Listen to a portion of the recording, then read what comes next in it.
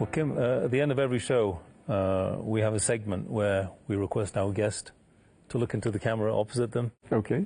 And speak their mind about what's really concerning them. What issue is of utmost concern to them?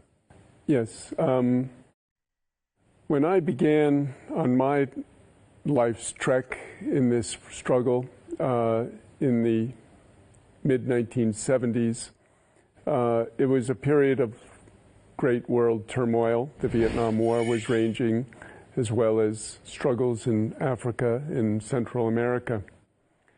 And the working class in the United States was in many ways opposed to the liberation wars across the planet. And this was because of the privilege that the working class in the US and Western Europe had due to those super profits that were being extracted from those neo-colonies. And so my comrades and colleagues and mentors in the Haitian community explained to me that world revolution would really only occur when those neo-colonies had found a way to disconnect from the empire, from the metropole. And I think now, 50 years later, that is what we're seeing. We thought it might take a century, but I think we are seeing the end of the U.S. empire, and with it the Western European imperialisms, as countries worldwide are breaking loose from their hold. We saw the liberation of China in 1949, of Iran in 1979, of Cuba in 1959. But now it has become a flood. We see in the Sahel, we see across the countries of Asia and Africa and Latin America, a new wind where people are turning to the new multipolar world, to the BRICS, to the nations which are saying we don't have to live off the U.S. reserve currency dollar and be intimidated by their armies, by their might. And I think this process is accelerating now. And with the great promise of this moment also comes great danger.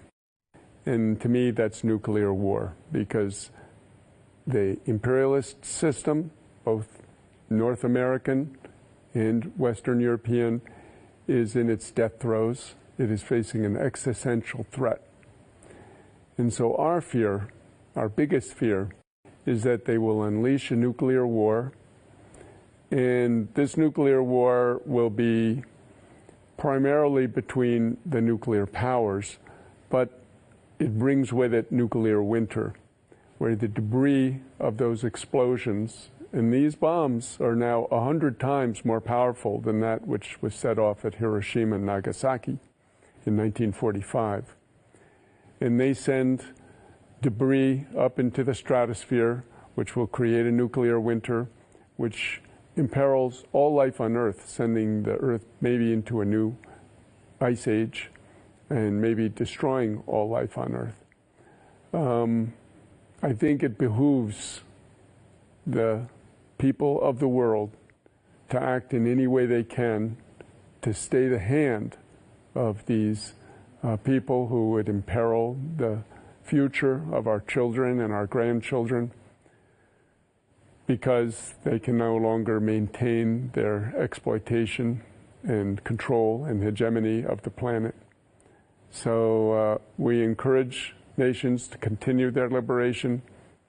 We encourage all people to stand up and do their utmost, but above all, those in the nuclear-armed countries, they must act quickly and with resolve and with no